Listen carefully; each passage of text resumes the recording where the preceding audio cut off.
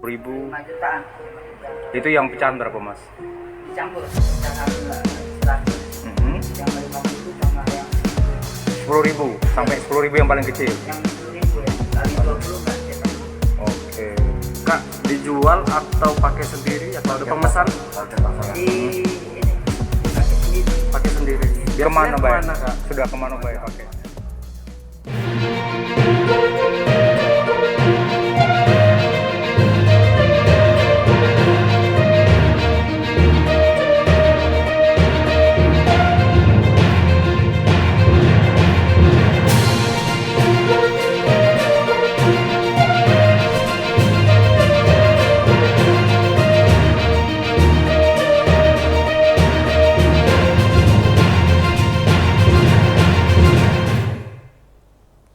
Hello, good afternoon Tribuner. Welcome back with me Mutiara in Indonesia News of Tribun Lampung.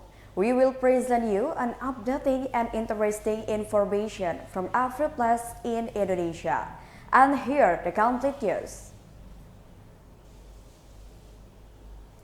The first news is community response regarding the province of Southwest Papua that was formed.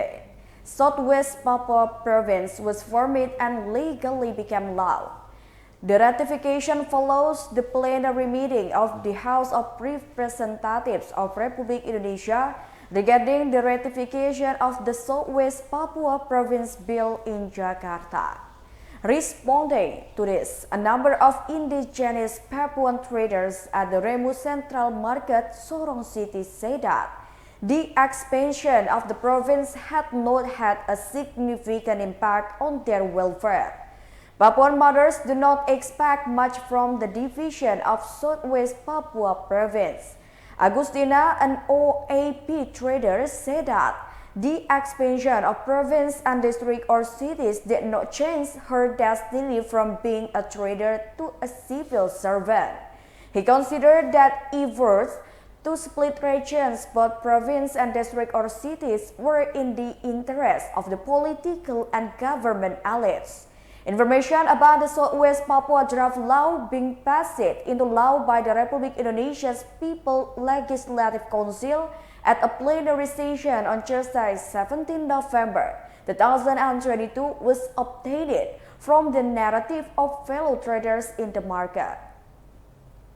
He and other traders are grateful if the presence of Southwest Papua Province can improve the welfare of traders. The woman who lives in Klamono Village, Sorong Regency, sells bananas every day at the Remu Market, Sorong City. Even though the market conditions are mud and muddy, he and other traders are still enthusiastic about selling to meet the needs of their families and children's education. It has been 6 years since Agustina has been selling her wares on the carpet-paved Market Street. Every day, this woman with 3 children brings bananas with a vehicle fare of up to 500,000 rupiah from Kalomono Village. The distance from Klamono Village to Remu Market, Sorong City is approximately 52 kilometers.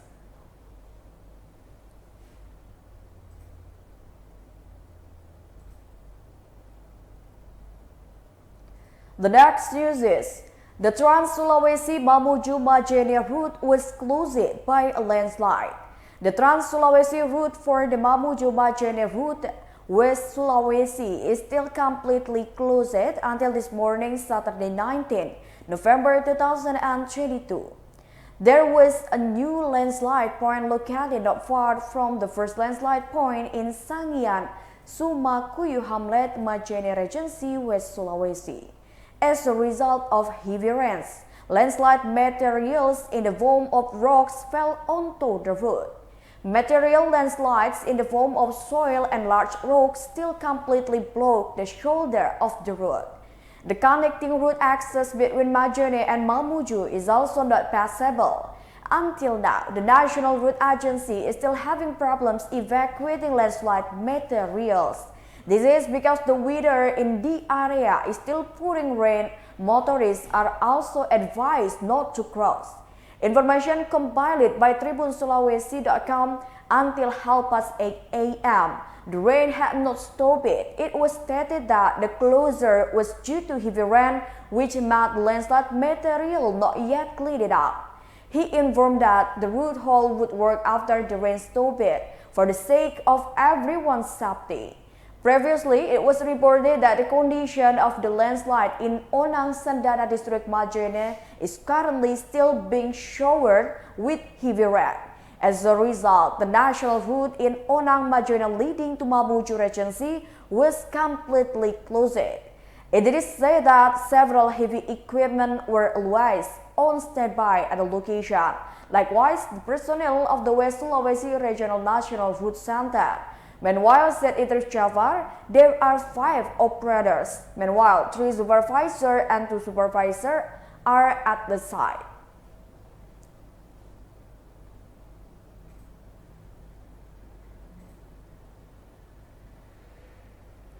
The next news is 3 regencies in West Sulawesi experiences flood disaster. The West Sulawesi Regional Disaster Management Agency noted that 3 regencies experienced natural disaster of floods and landslide on Friday, the 18th of November 2022. The 3 districts, namely Mamuju, Majene, and Polman, regional officials are urging the public to remain vigilant.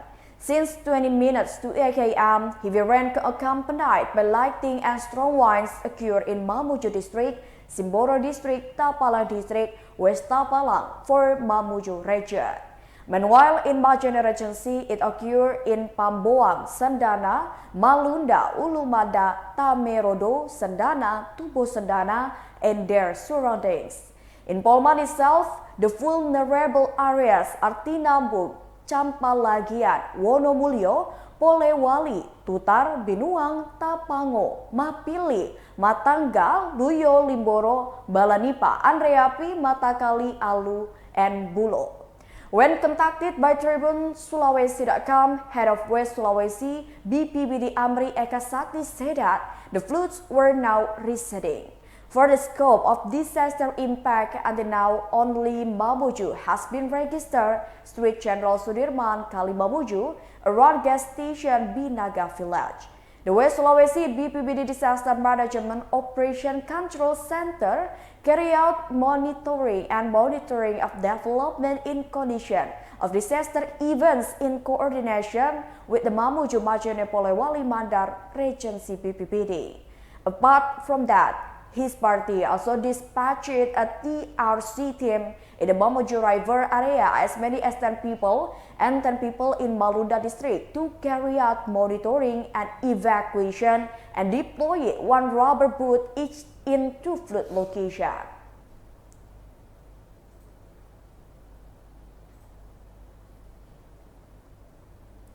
The next news is, rained 4 hours, the city of Medan was flooded.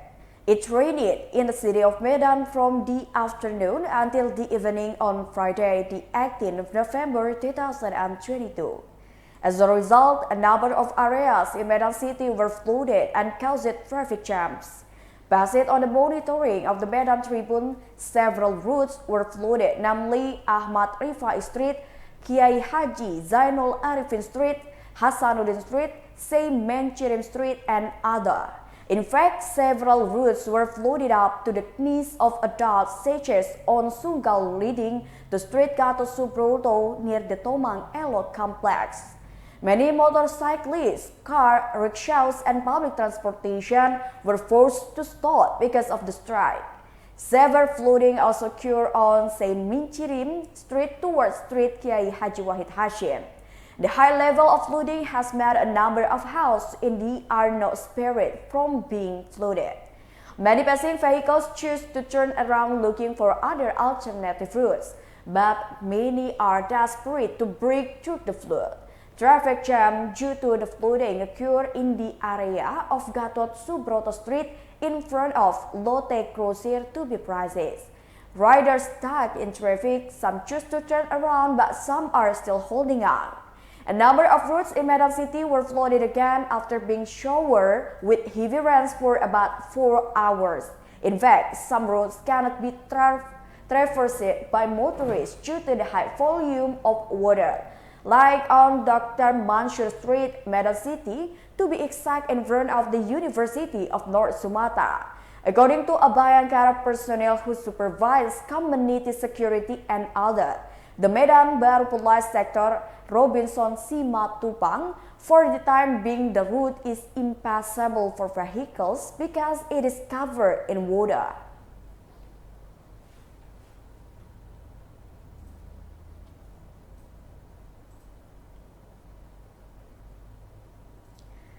The next news comes from South Sumatra. Counterfeit money dealer in Palembang arrested by police.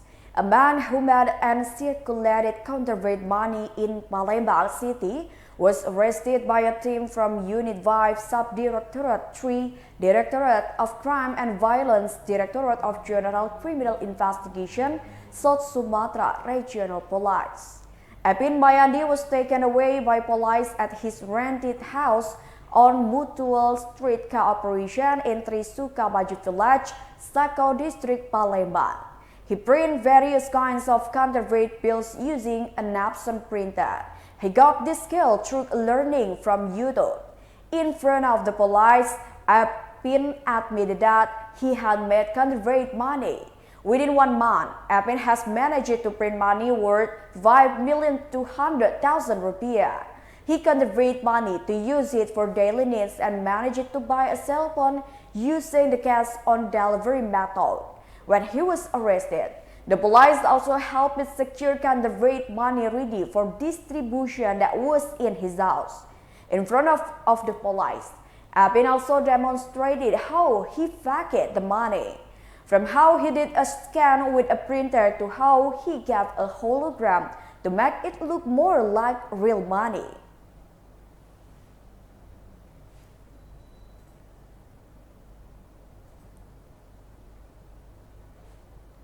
The next news is, the joint team succeeded in thwarting the smuggling of illegal goods from Thailand. A joint team of Langsa Custom and Excise officers along with Langsa Resort Police Officer, Aceh Tamiang Resort Police Officer, and Bais Officer from the Aceh Tamiang Indonesian National Armed Force thwarted an attempt to smuggle illegal goods from Thailand.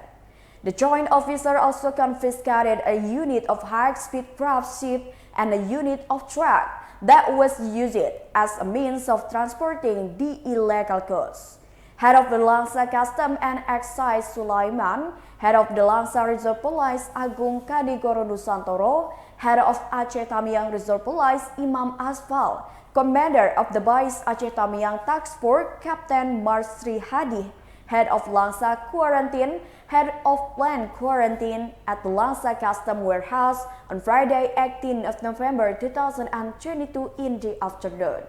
According to Sulaiman, the operation of the Langsa Custom and Excise Joint Team, the Aceh Tamiang Resort Police, the Langsa Resort Police, and the Aceh Tamiang Indonesian National Armed Forces Bais Task Force took action against one HAC ship and one truck unit transporting hundreds of cartons of illegal goods. The chronology of the prosecution: earlier on Wednesday, the 16th of November, the P2 Langsa Custom and Excise team obtained information from the public that there would be illegal imports of goods using speed into the Air Masin area, Aceh Tamiang Regency. The team then conducted deepening and analysis of the information, which is followed up by forming the Langsa Customs Sea Patrol and then Patrol Operation Team, as well as coordinating with the Aceh Tamiang Resort Police, Langsa Resort Police, and the Bais Task Force of the Indonesian National Army Aceh Tamiang. Then on Tuesday, 17 November, the Sea Patrol team succeeded in taking action against a unit of DHSC type ship with no name with a Thai flag carrying goods suspected of being illegally imported. The illegal goods were in the form of ornamental plants and illegally illegal export goods in the form of dried gecko animals without customs documents. added Sulaiman. At the same time, the joint operation team also succeeded in taking action against a truck that was carrying goods suspected of being illegal imports in the form of goats and other import goods, as well as illegal export of goods in the form of gecko-type dried animals without custom documents. It is estimated that the total value of goods is around 4 billion rupiah, and the potential loss to the state is still being investigated by customs investigators.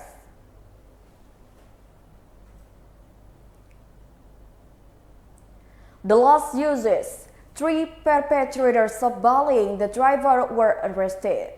Police arrested 3 perpetrators of bullying truck drivers on Jembatan 2 Street, Penjaringan, North Jakarta, whose action went viral on social media. The arrest of 3 perpetrators was less than 24 hours after the robbery occurred on Tuesday, November 17, 2022 yesterday afternoon. Head of the Criminal Investigation Unit for the Metro Penjaringan Police, Hari Gasgari, said that after receiving a report regarding bullying as circulated on social media, its members were immediately dispatched to the crime scene. Hari explained that the 3 perpetrators who were arrested illegally had repeatedly abused truck drivers who passed street Jembatan 2. The action of these drunks are of course very troubling for truck drivers, especially when their vehicle is stuck in traffic or stopped at a red light. Currently, the Metro Penjaringan Police Criminal Investigation Unit is still developing this case of bullying which has gone viral on social media. Further and detailed information regarding this case will be presented at a press conference in the near future. Previously, the act of bullying a truck driver that was carried out by 3 people on Jembatan 2 Street, Pejagalan Village, Penjaringan District, North Jakarta was caught on amateur video camera and went viral on social media. In the video footage, one of which was uploaded to the Instagram account at Rekam Jakarta, the 3 perpetrators can be seen begging and reaching their hands into the driver's seat of the truck. The 3 perpetrators carried out their action when the truck was stuck in the middle of a traffic jam when the light was red. The act of cheating was discovered and immediately recorded by another driver on Jembatan 2 Street. Through the rear view mirror, the driver of the private car recording the act of bullying that was happening right behind his vehicle.